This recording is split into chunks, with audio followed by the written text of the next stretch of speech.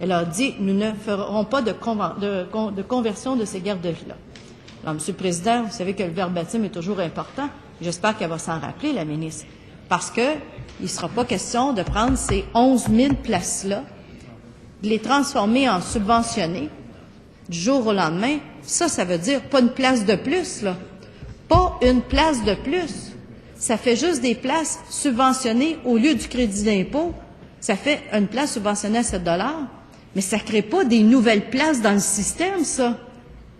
Et elle nous a confirmé qu'à la fin de son exercice, il y aura bien 235 000 places.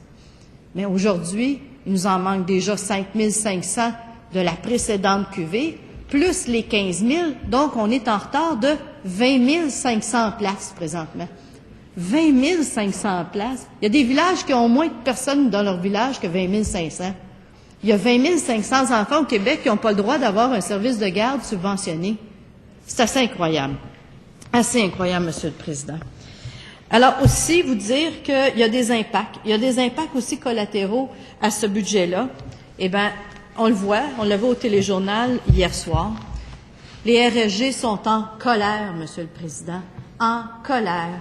Elles sont en colère pour deux choses. Elles sont en colère parce que dans un premier temps, vous savez qu'elles ont signé, elles ont dit oui à une nouvelle convention collective avec le gouvernement. Tout le monde s'en est réjoui. Elle n'est pas signée, la convention collective, Monsieur le Président. Elle n'est pas signée. Ce qui veut dire, et le ministre des Finances nous l'a rappelé dans une entrevue en disant que le déboursé de 135 millions venait faire un accroissement des dépenses du gouvernement. 135 millions-là, on se rappellera, c'est quoi cette négociation-là avec les responsables en service de garde? On se rappellera qu'il y a eu une volonté du gouvernement d'empêcher ces femmes-là de se syndiquer. Ce gouvernement-là a tout fait pour les empêcher de se syndiquer. Ça a pris un jugement, le jugement de la juge Grenier, qui est tombé comme par hasard en plein milieu d'une campagne électorale. Alors, on comprend bien que le gouvernement n'a pas été en appel du jugement. C'est quand même 15 000 services de garde au Québec. Ça en fait de la famille, ça, qui vote. Alors, le gouvernement a décidé de les laisser se syndiquer. Mais là, ils ont pris une entente, il y a une entente collective qui est sur la table, une entente que les deux parties se sont entendues, mais qui n'est pas signée. Mais l'impact de ça, il y a un impact, Monsieur le Président. Oui, le gouvernement doit de l'argent à ces femmes-là, il doit de l'argent rétroactivement. Mais les femmes ont commencé à payer les modalités qui s'attachent à cela. Ils ont commencé à payer leurs cotisations syndicales, mais aussi des modalités liées aux assurances. Mais ils n'ont pas reçu un sou encore, pas un sou. Alors, dans le budget, c'est dit 135 millions. Est-ce qu'on peut décaisser? Est-ce qu'on peut les payer, ces femmes-là? Mais pour ajouter à cela, eh bien, le ministère de la Famille a transmis une lettre à l'ensemble des responsables de services de garde pour leur dire, on change les modalités, on va vous retenir une semaine de salaire. Tu n'as jamais vu? On n'a jamais vu ça dans les services de garde. Alors, le ministère de la Famille, qui, je vous le dis en passant, Monsieur le Président, et je l'ai dit à l'étude du cadre des crédits, je ne sais pas comment il fonctionne, ce ministère-là. Bien, toutes les fois qu'on parle de versement d'argent, c'est toujours compliqué. Alors, le ministère a décidé d'envoyer ce qu'on appelle l'instruction numéro 9. Alors, peut-être que vous ou de vos collègues ont reçu des courriels des responsables de services de garde. Je peux vous dire qu'ils ont inondé nos boîtes courriels. Elles sont très efficaces. Mais ces femmes-là, actuellement, nous disent qu'elles se font voler. Ces femmes-là nous disent qu'actuellement, on est en train de leur prélever une semaine de salaire sur leur dos et que cette semaine-là, on va leur remettre lorsqu'elles vont fermer leur service de garde un jour, peut-être dans 20 ans. Elles ne sont pas d'accord, elles n'en veulent pas. Elles veulent avoir le même système qu'elles avaient avant. Alors, moi, j'implore la ministre de régler ce dossier-là parce que ça n'a pas de bon sens que le gouvernement garde une semaine de salaire, ce qu'il n'a jamais fait auparavant, et que, dans le fond, il vient pénaliser ces femmes-là dans les services de garde. Et je vais vous dire, Monsieur le Président, j'ai reçu des courriels là, très explicites. Alors, des dames qui nous disent, en voulant récupérer des sommes d'argent de façon détournée, le ministère veut nous reporter au moment de la fermeture définitive de notre service de garde une semaine de rétribution pour chacune des RSG Alors, une semaine pour les 15 000 RSG, ça commence à faire des sous, ça.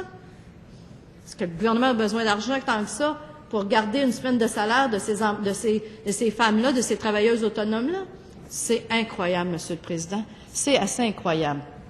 Alors, Monsieur le Président, moi, j'implore qu'il y ait un décaissement pour s'assurer que ces femmes-là soient payées en temps et au moment où c'est dû actuellement.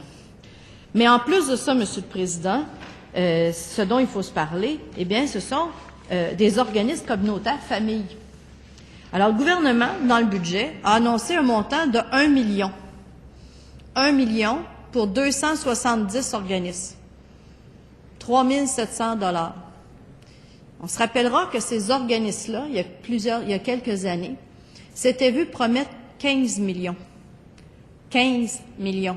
Pas 1, 15. Ces 15 millions-là se sont en allés avec la Fondation Chagnon pour ouvrir Avenir d'enfants. Et ces organismes communautaires-là n'ont pas eu leur argent.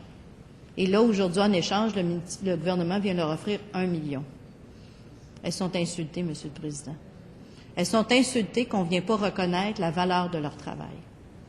Mais d'un autre côté, je dois saluer, je ne sais pas si c'est grâce à lui, mais je vais lui donner un peu de crédit. Nous avons eu une commission parlementaire, la commission des relations citoyennes, où nous avons discuté d'une pétition, une pétition des haltes garderies. Et je vois mon collègue de Viau qui est de l'autre côté, qu'on avait mandaté. On l'avait mandaté à cette commission-là d'aller voir son collègue des Finances, puisqu'il est l'adjoint du ministre des Finances. On l'avait mandaté d'aller plaider le dossier des haltes garderies. Je ne pense pas qu'il est avocat. Est-ce que je pense qu'il n'est pas avocat? En tout cas, il a des qualités. Parce qu'ils ont eu 1,5 million. Alors, moi, je veux l'en remercier au nom des haltes garderies. Je ne sais pas si c'est lui ou si c'est quelqu'un d'autre qui a fait les revendications. Nous, on lui avait donné le mandat, puis ça a donné un résultat. Alors, moi, je m'engage à y en donner d'autres. Vous pouvez être persuadés de ça. Mais, si c'est lui, je l'en remercie. Et je l'en remercie au nom des haltes garderies. Parce qu'elles en ont besoin. 1,5 million, c'est peu, mais c'est déjà mieux que rien. Parce qu'elles attendaient rien. Et elles avaient fait l'effort, justement, de faire une pétition avec plus de 4 000 signataires. Alors, Monsieur le Président, la déception que j'ai devant ce budget-là, il est énorme. Et je vais sortir un peu de mon propos de la famille parce que il y a aussi une annonce qui a été faite par ce gouvernement-là qui, pour moi, est décevante. C'est le fait que le premier ministre a rompu sa signature, a renié sa signature. Le premier ministre, en campagne électorale, Monsieur le Président, avait écrit à des groupes communautaires en s'engageant à 3 000 unités de logements sociaux par année pendant 5 ans. Il a signé de sa main cet engagement-là durant la campagne électorale. Cette année, 2 000 logements. Je ne sais pas si vous savez, Monsieur le Président, l'impact que ça a dans les municipalités, mais c'est important. Parce que les municipalités n'attendent pas, ni les groupes de ressources techniques, n'attendent pas que le ministre des Finances annonce des unités de logement. On prépare des unités de logement pour démarrer de la construction. Et malheureusement, ce gouvernement-là n'a jamais voulu prévoir une planification quinquennale des logements et nous annonce ça la petite semaine, année après année. Les 2 dernières années, 3 000 unités de logement, ce qui respectait l'engagement du premier ministre. Malheureusement, cette année, cet engagement-là a été rompu et le gouvernement a renié la signature de son propre premier ministre. C'est décevant. Les groupes de ressources techniques vont s'arracher les cheveux. Les municipalités vont se déchirer entre elles parce que tout le monde a des projets de logements sociaux, parce qu'on en a besoin. Alors, pour terminer, Monsieur le Président, j'aimerais faire une motion de grief au budget. Je crois que c'est comme ça que ça s'appelle. C'est la première fois que je fais ça. Alors, vous me permettrez de... Je comprends bien le texte que je vais déposer, mais je connais moins la procédure. Alors, la motion se lit comme suit, que l'Assemblée nationale blâme sévèrement le gouvernement libéral pour avoir brisé son engagement de créer 15 000 nouvelles places en garderie pour les familles québécoises. Merci, Monsieur le Président.